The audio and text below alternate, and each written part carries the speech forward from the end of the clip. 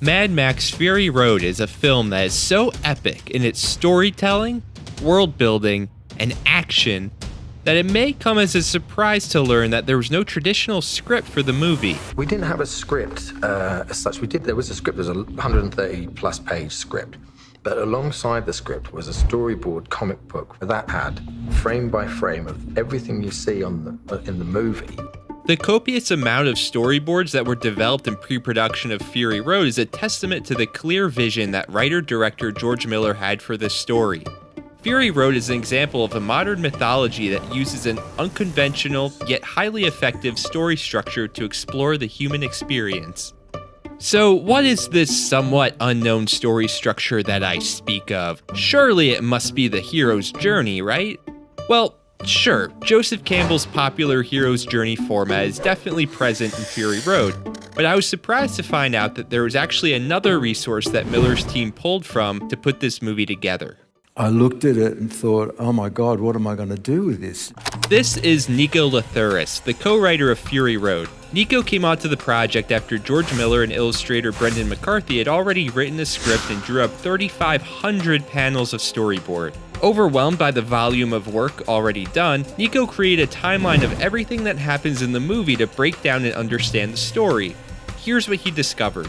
It finally came out to be about some 22 sections, and I found the number 22 in the 22 paths of the Tree of Life of the Kabbalah, and which also correlated with the 22 cards of the major Arcana in the Tarot.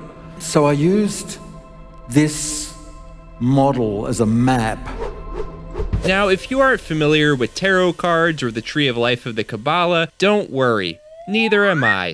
But after doing a little bit of research, I think in the very least, I can give a basic summary. Each of the 22 tarot cards in the major arcana represent life's most important lessons, and the Tree of Life of the Kabbalah is a popular structure used to provide a step-by-step path of how one can interact with these lessons to grow and reach a divine state. Now, it turns out that these lessons, in order, represent a story structure called the Fool's Journey, which is the journey one takes through life to find their purpose and wholeness.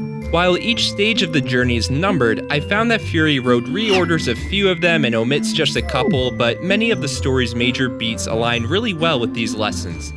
In this episode of Behind the Arc, we'll take a look at the film and a draft of the script from 2002 to see how every major beat in Mad Max Fury Road falls within the Fool's Journey.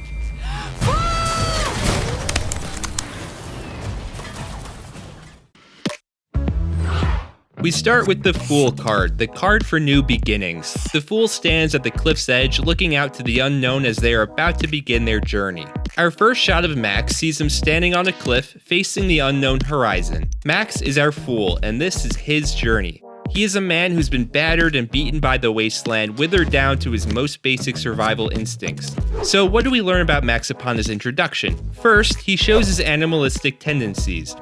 We see it in the way he eats a lizard, runs like a wild animal, and is muzzled and caged. Max's animalistic nature is also called out in the language used in the script.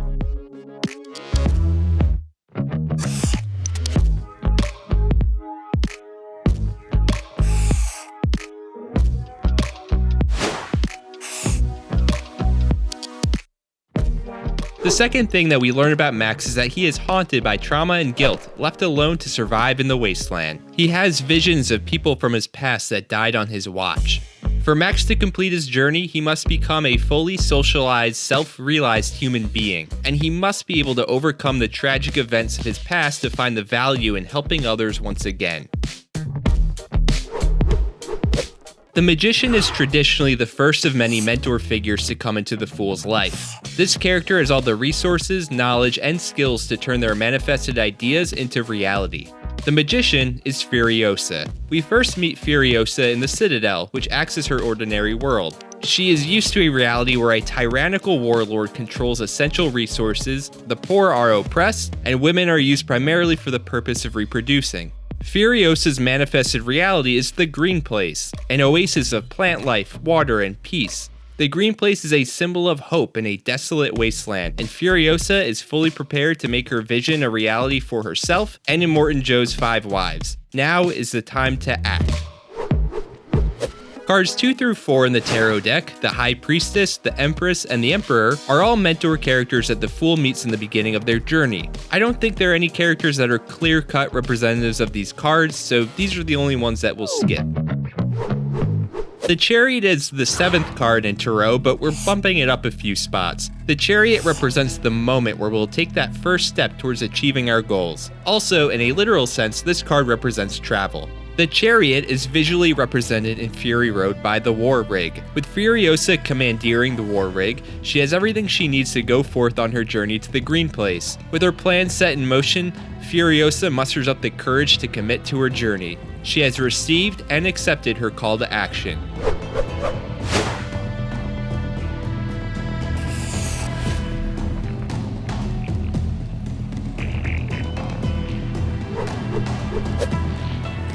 The Wheel of Fortune represents an unpredictable turning point, something outside of the character's control that influences their situation. In terms of the hero's journey, the Wheel of Fortune is close to a supernatural aid that helps Furiosa and Max cross the first threshold of their journey. The 10th card in Tarot is getting bumped up a few spots as well because this is the Storm. The storm that Furiosa and Nux drive into is a supernatural element that just happens to be there on this day. It represents a few different turning points. It gives Furiosa much needed space from the war party, it gets Max out of Nux's captivity, and it brings Max and Furiosa together. It should also be noted that at this point in the story, Max is still very much leaning on his animalistic nature. He is still caged, muzzled, and attached to Nux like a dog on a leash. Take a look at the language used in the script.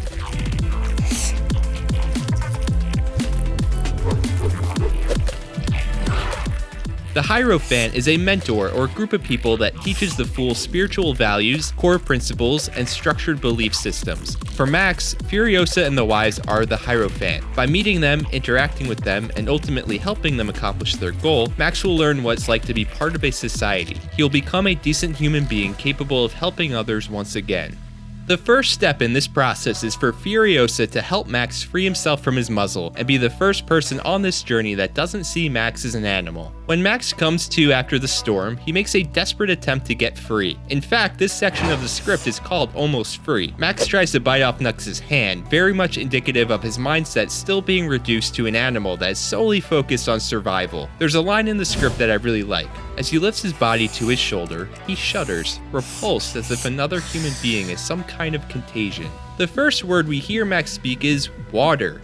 Again, survival is the only thing on his mind. The important thing to note here is that Max is communicating with other people. As the fight between Max, Furiosa, and Nux ensues, we get more imagery of Max being treated like an animal. But let's skip forward a little bit to when Max tries to take the war rig. Furiosa lobs some threats at Max to get him to let them on board, but he refuses to let them on until Furiosa offers to help get him free. You want that thing off your face? Furiosa then gives Max a filer that unlocks the muzzle. This is another trait of the Magician. As a master manifester, the Magician brings you the tools, resources, and energy you need to make your dreams come true. Max does get free, but only after he chooses to help Furiosa. No. I'll go. He still doesn't fully trust her, but the fact that his muzzle pops off after offering to reattach the gas tank is not a coincidence here. He has been rewarded for his actions. While this card can be associated with romantic love, the Lover's card can also represent trust and a powerful bond between two people. When Furiosa and Max approach the canyon, they are thrust into a high-stakes situation in which they are forced to trust each other very quickly.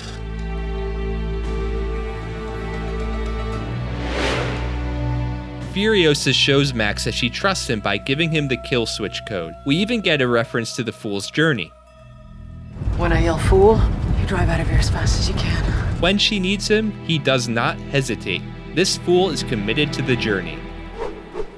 The Strength card urges the Fool to tame their animal instincts and raw emotions. Feelings of rage, guilt, and shame may arise, but the Fool must overcome those feelings and focus on the greater good. The action sequence that takes place after the canyon is the first time that Max has to work together with others. We see him subdue his raw animal instincts to help Furiosa's cause. This situation is exactly what Max needs to begin to reconnect with his pre-wasteland self.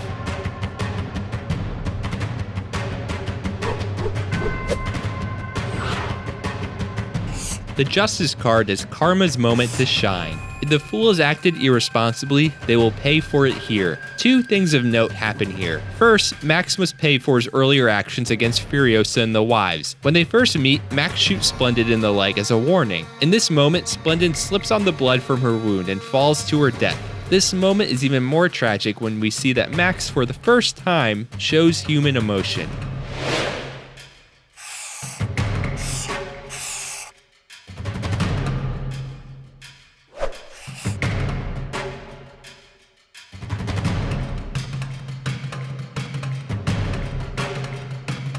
The second thing that happens here is that Nux fails in front of Joe. Nux has spent his entire life dedicated to a cause that doesn't care about him, and his failure to impress Joe is a turning point in his arc.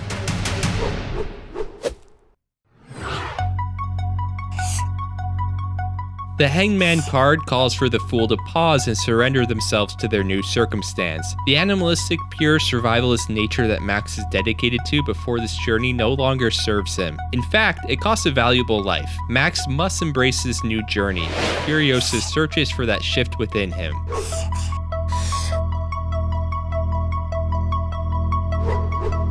The Death card symbolizes the death of old belief systems. It's about letting go of your past to embrace new opportunities. Multiple characters are faced with the death of their old ways after the canyon sequence. Splendid's death causes one of the wives to run back to Joe as she faces the reality that they can never go back to the comfort zone of their ordinary world. Max feels like he owes Furiosa a great debt since he ultimately caused Splendid's demise. He cannot go back to his old ways either, as he is fully committed to getting Furiosa to the green place.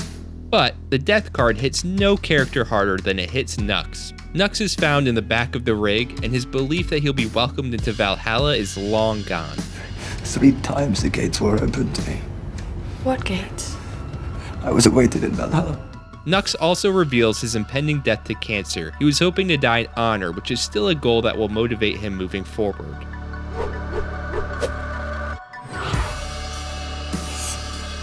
The Temperaments card calls on the fool to keep emotions in check and be composed in a stressful situation. Well, I would say that the war rig being stuck in mud while Immortan Joe and the bullet farmer close in is a pretty damn stressful situation. Max and Furiosa work together completely in sync, much like they did in the canyon. Their trust for each other has quickly developed. The true test of Max's temperament in this moment is when Nux begins to help. Furiosa does not trust him and doesn't want him helping. However, Max doesn't hesitate to let Nux pitch in. He knows that they need as many people as they can get, and he immediately works with Nux to get the rig free.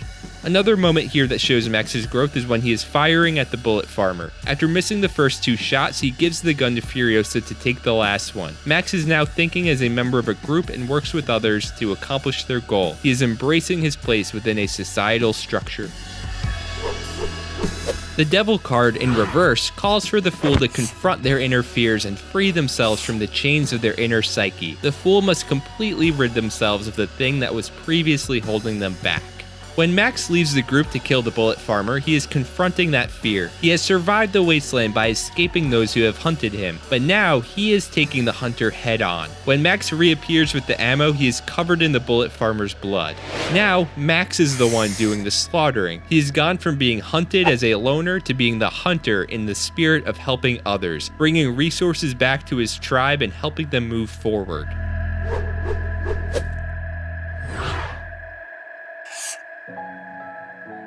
The Hermit card represents a moment of introspection, either alone or in a small group. After they break free of the mud, Max and Furiosa have a moment where they talk about the green place and their motivation. You get a good idea of where both characters are at this point of the film.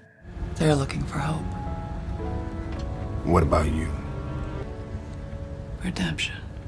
Nux almost acts as a bridge between Max and Furiosa. Like Furiosa, he is also looking for redemption. When he eats the spider here, he shows that he's almost like Max, animalistic but looking for a purpose. Everyone on this journey is searching for their better selves.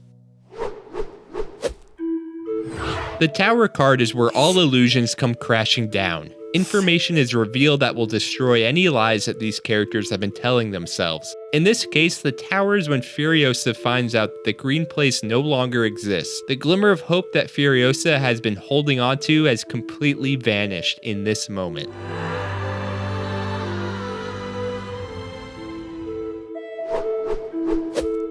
The Star card is the welcome reprieve after the destruction of the Tower. Challenges have been endured, old beliefs have been destroyed, and now a new sense of self emerges. Although the green place is gone, there's plenty to be hopeful about in its aftermath. Under the stars, the wise are wondering if shows are still being sent, meaning that they're wondering if there's still something better out there in the wasteland, if people have found some sort of green place. One of the members of the Old Guard shows that they have seeds ready for planting, they just need to find the right soil. Holding on to the seeds means that they are still holding on to hope. Furiosa wants to head out and keep riding to see what's out there. Despite the disappointment of their journey, they still want to move forward because being hopeful is at the core of their being. The moon is the point of the Fool's journey where they project fears based on past experiences. A painful memory reappears. In this case, the trauma that Max carries throughout the film comes back, and he chooses to turn down Furiosa's offer to travel with them while shutting down her belief in hope. You know, hope is a mistake. If you can't fix what's broken, you'll go insane.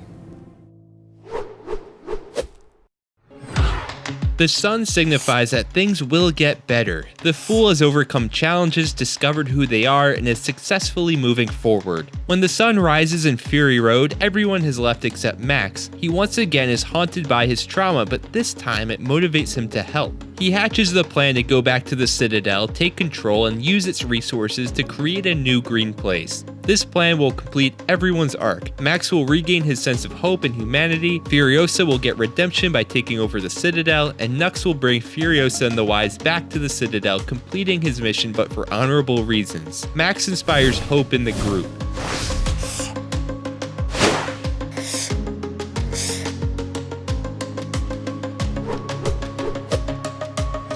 The Judgment card is the ultimate test. The Fool has learned from his experience, has healed wounds from the past, and is ready to take on new challenges. The final chase back to the Citadel is Judgment. The first shot of the sequence mirrors the opening shot of the film, but instead of Max being alone, he is now working together with a group, showing his growth throughout the film. On the road back, everyone works together in sync. Furiosa, Nux, and Max all complete their arc during this sequence. Furiosa gets redemption by killing Joe. Remember me? Nux dies in honor by sacrificing himself to block off the canyon and let the others get to the Citadel safely. And Max becomes the best human version of himself by giving his own blood to save Furiosa's life while telling her his name. Max. My name is Max. By telling Furiosa his name, Max is re-establishing his identity from before the wasteland. He is no longer the wild animal that we saw at the beginning of the movie. He's a self-realized human being.